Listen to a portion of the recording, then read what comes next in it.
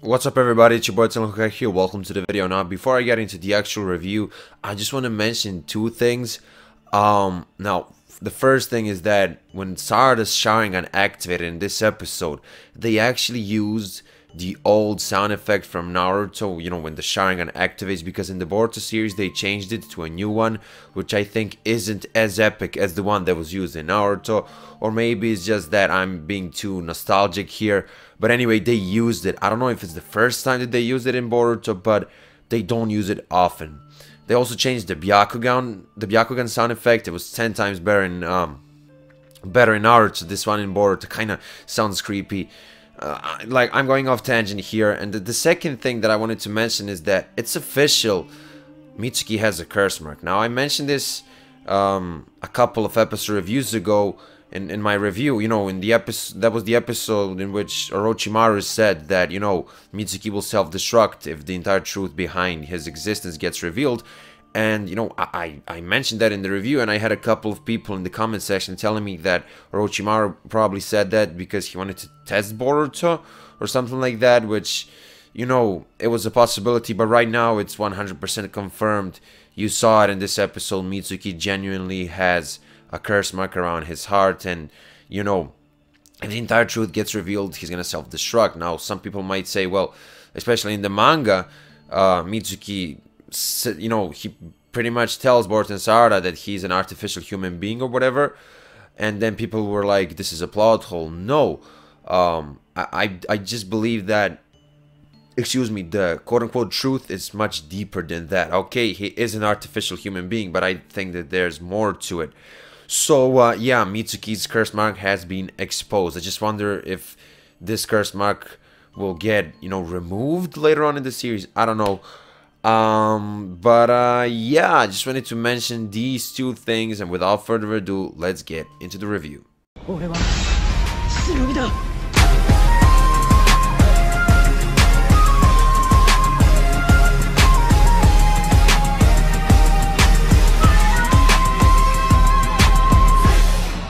Okay, so this Boruto episode triggered quite a few people on Twitter, and, you know, the main thing that triggered everybody is you know, Onaki's goal, or I should say the way it was executed, because the goal itself isn't the problem, but I do agree that it was kind of anticlimactic, kind of too convenient. You know, we didn't even get a flashback of that attack.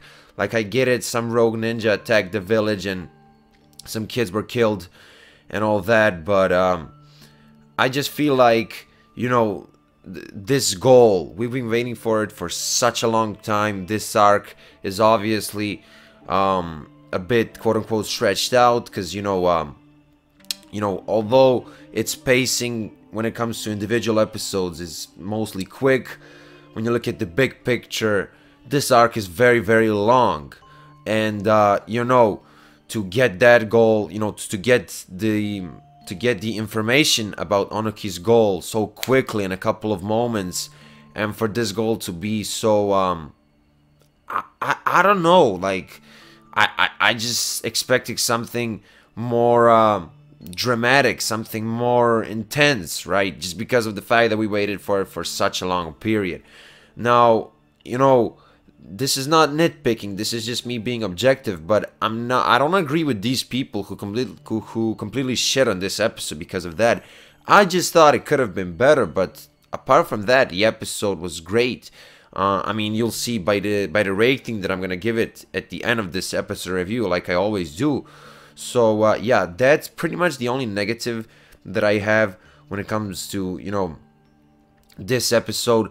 But other than that, let's talk about some other things when it comes to the latest Boruto episode. So obviously at the start, Boruto pretty much realizes that Onaki is the quote-unquote evil guy. In my last episode review, I said that he's not evil and that he's probably doing this for a reason, and there you go, you got it. Anyway, one thing that I noticed about Boruto, and I think somebody tweeted this recently, I don't remember who, but Boruto gets betrayed so many times. I mean, look at Kagura, look at Sumire, you know, obviously Katasuki was put under a genjutsu, he was controlled, you know, the scientist. But still, Boruto right now in the anime, he still doesn't know that Katasuki was, you know, under a genjutsu. And if you don't read the manga, this isn't a spoiler, because in the 53rd episode of Boruto, you clearly see somebody behind Katasuki. I think it was episode 53. And from that point, Katasuki changes. So yeah, he was controlled. He's not actually evil, and he wasn't gonna, you know, be such a dickhead towards Boruto in front of everybody. But it's just that he was controlled. I mean, just remember, you know, the relationship that Katasuki and Boruto had before that episode, before episode 53, where we saw somebody standing behind Katasuki. But anyway, there are definitely more examples, and one of the latest examples is Onoki, right? This isn't technically Onoki betraying Boruto, but you get the point. Somebody he has a connection with stabs him in his back, right? So yeah, that's kind of fucked up, you know. Boruto is a kid, and he's experiencing all these things, and it's certainly affecting his character, I guess. I mean, he should stop trusting people so much. But then again, the fact that he's naive, he got it from Naruto, and that's a character trait that I personally like when it comes to anime and stuff like that. So yeah, obviously we get a little, you know, fighting sequence. I thought it was good, nothing too spectacular, but then again, it was just short. It was dope seeing Boruto with a Rasengan. And yeah, I overall enjoyed that little scene. Lord Ku, I somehow missed this in my last episode review. Obviously, he refers to Onoki as his father, so I'm assuming that was Kozuchi the name of the grandson. I'm not really sure, but anyway, I'm assuming that Ku is his father.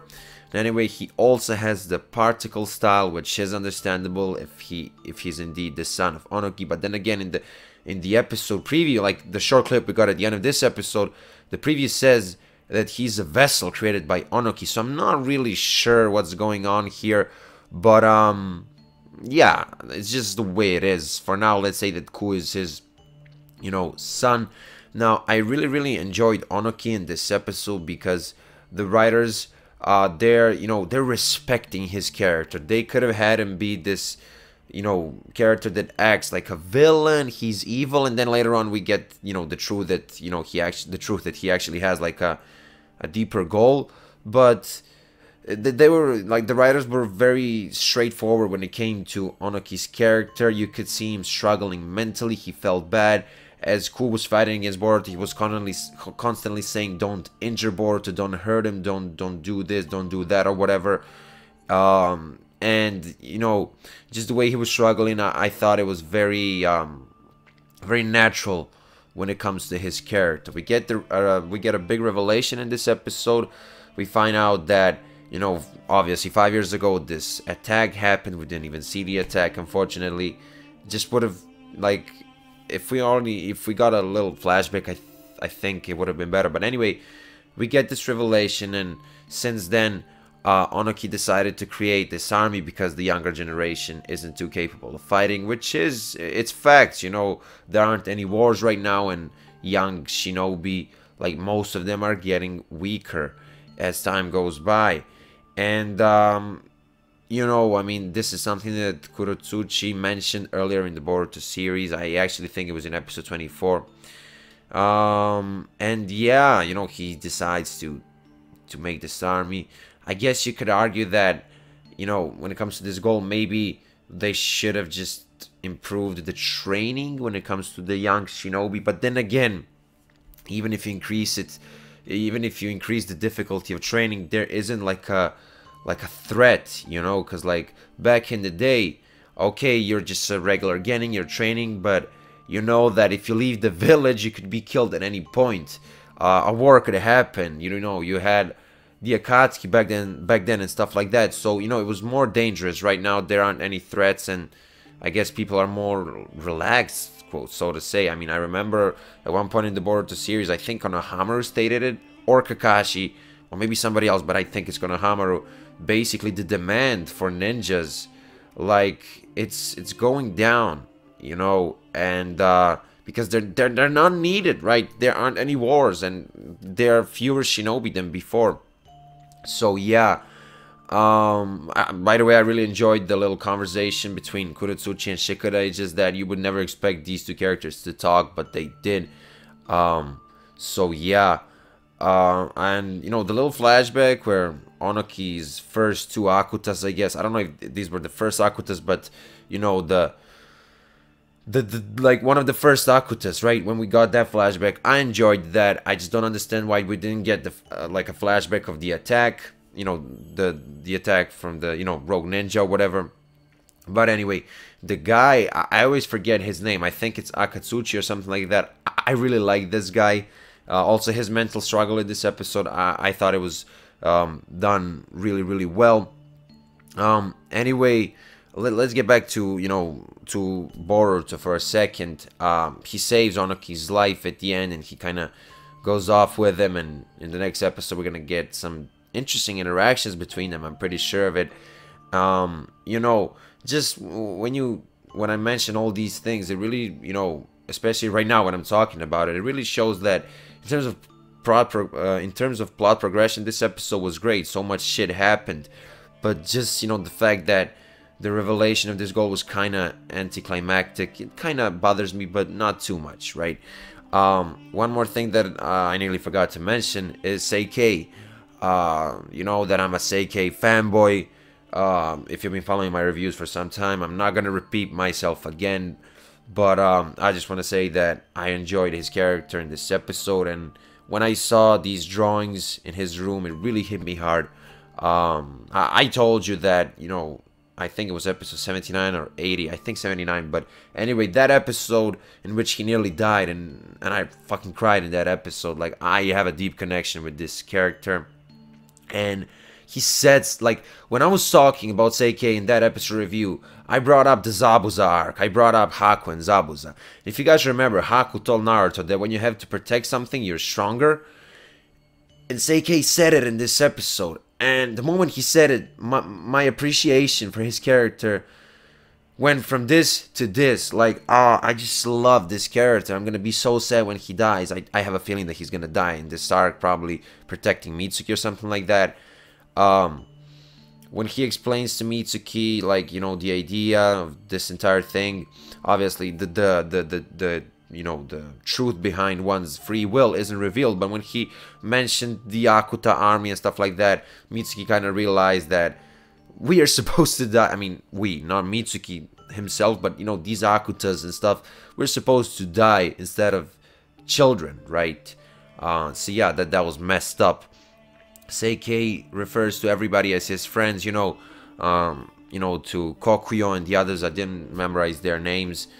It's interesting that Kokuyo and the other guy, they still want to kill Mitsuki, but yeah, that girl, we saw her eyes again. I guess it's a dojutsu. She was controlling that guy who's talking to Naruto over the phone, and just the design of these eyes, it's so beautiful. You know, purple is my favorite color, and you know, these eyes are purple, so, you know, I kind of, you know, like them.